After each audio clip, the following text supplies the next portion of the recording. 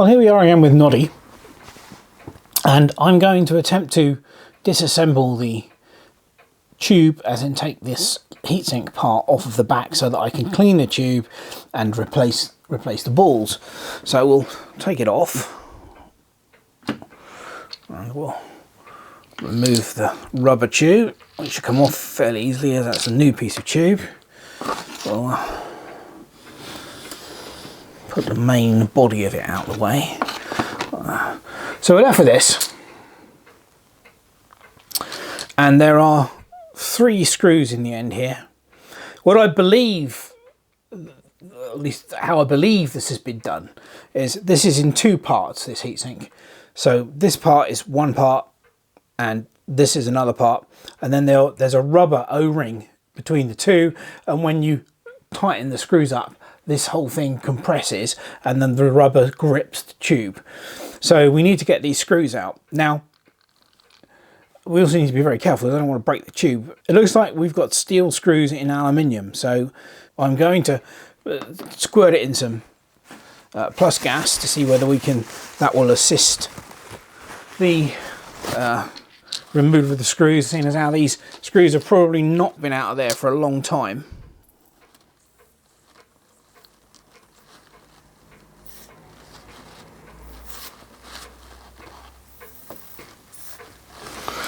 Right, so there we go. So we'll leave that for a few minutes to let it work itself into the screws and the threads, and then we'll have a go at undoing them. Okay, go with the bigger screwdriver first.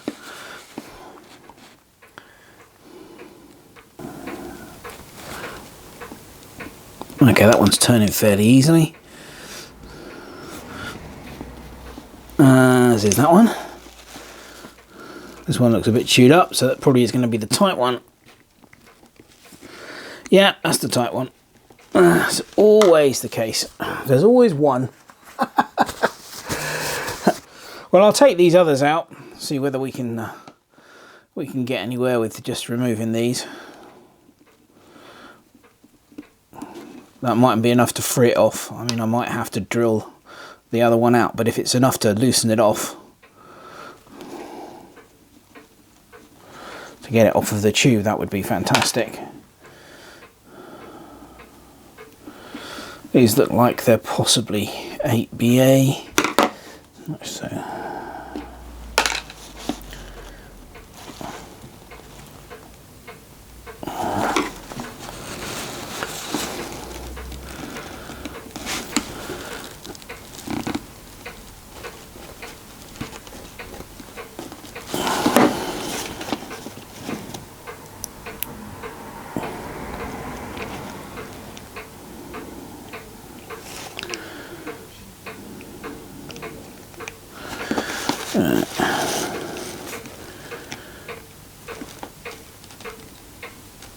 now, that one doesn't want to come, so we're going to have to try an alternative method. Well, I managed to get it apart. Basically, this ring slides up. This ring slides up from the bottom.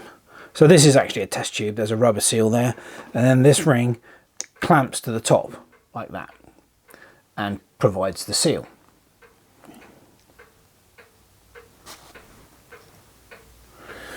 So now we can clean the test tube. Unfortunately, I don't know whether you can see this. This screw here sheared when I tried to undo it. Hopefully I'm going to soak that, and hopefully we can get that out. If not, I will simply drill and tap another hole close to the original. So it's not a problem, not too much of a problem at all. It's quite nicely made. I mean, you've got this bevel on the inside here, which comes up against this rubber seal on the test tube, and then in the top there is another rubber seal, so the whole lot it provides a very, very good seal. So that's really nicely made. The balls are just steel balls by the looks of it, which explains the rust. They're not stainless. So what size are they? Let's have a look. 11.89 millimeters or 0.468 inches, which is 1532. So at least we know what size the balls are. So ideally I'd like to get some that are the same size, but preferably stainless, and then I can get a barrel cleaning rod with a wedge on it down in there, and we should be able to clean the inside of this tube quite nicely. So yes, hopefully that will improve the performance of Noddy no end. Okay, so I've just been online and ordered 10 of these 1532 steel balls, brand new ones. I think the pack of 10 was only about £4.50, including shipping. So that's the steel ball part sorted out. I've made a very crude but basic cleaning rod here, and we're going to have a go at just pushing this inside the test tube, and hopefully that will do the trick.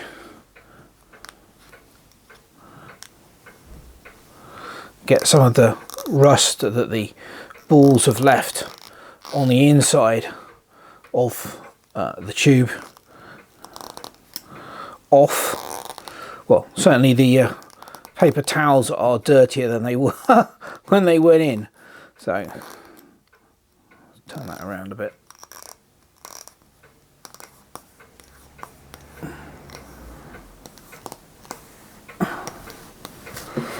Yes, well, I shall keep going with that, and hopefully we'll get the tube nice and clean.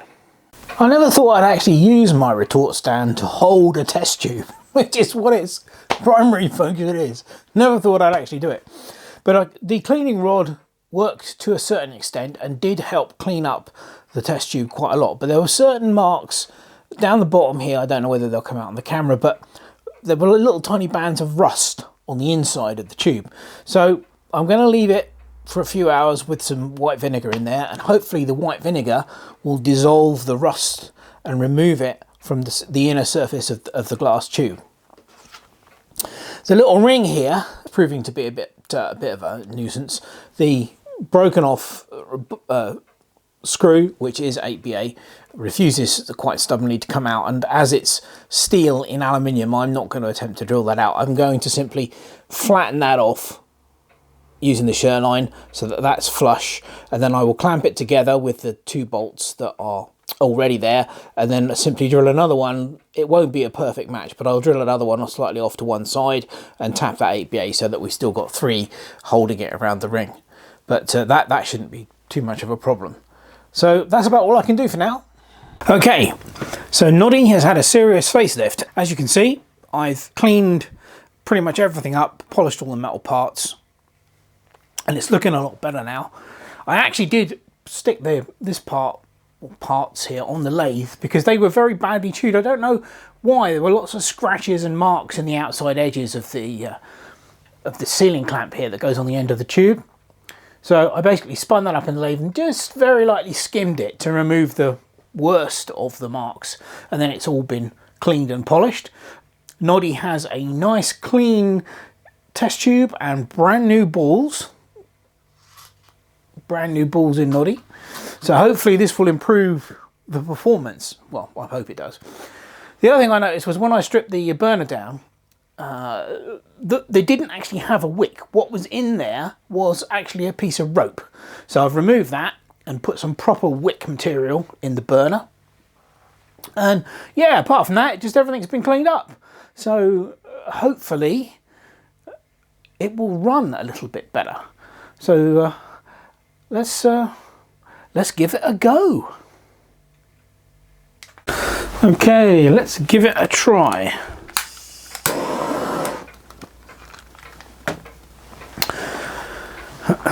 Unfortunately, I couldn't get any stainless steel balls in the right size. I think these are chrome steel, so it'd be interesting to see whether or not the balls discolour with the heat.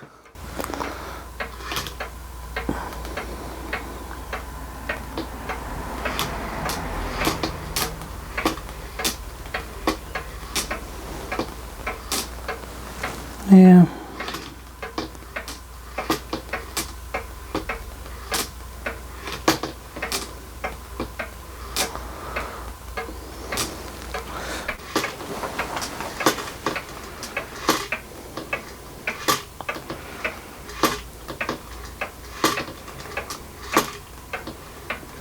Interesting to see how the balls are discolouring, which I thought they might do.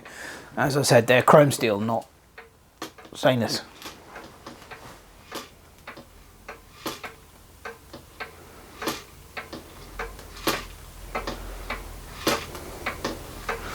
Looks like you have to get the tipping point just right.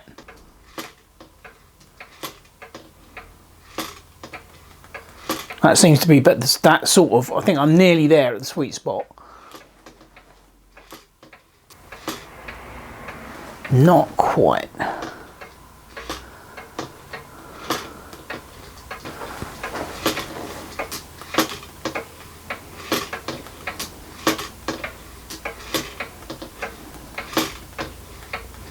Yeah, maybe that's it.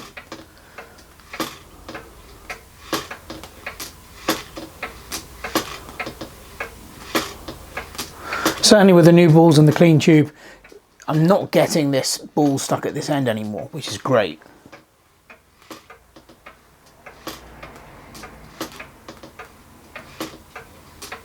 Now we have a nice selection of coloured balls in there.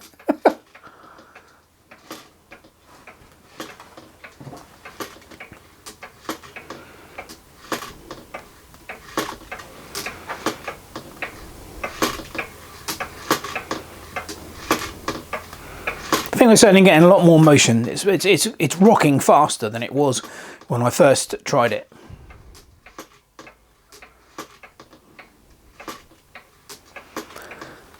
There we go.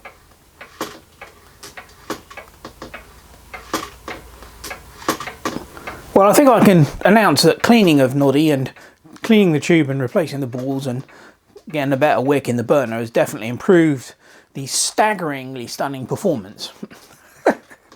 But I think these are just amazing creations. They really are. And you're completely useless. It doesn't serve any purpose whatsoever, but it's fascinating just to watch it work, I think, anyway.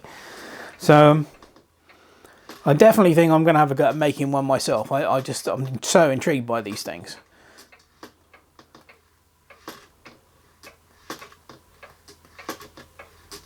Yeah.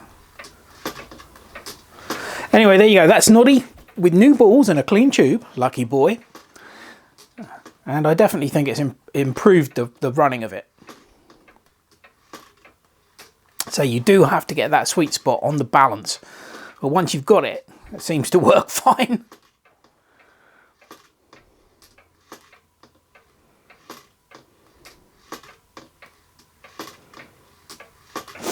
Okay, that's it for Noddy. I hope you enjoyed this second video on this wonderful piece of equipment. Thanks very much for watching. Cheers.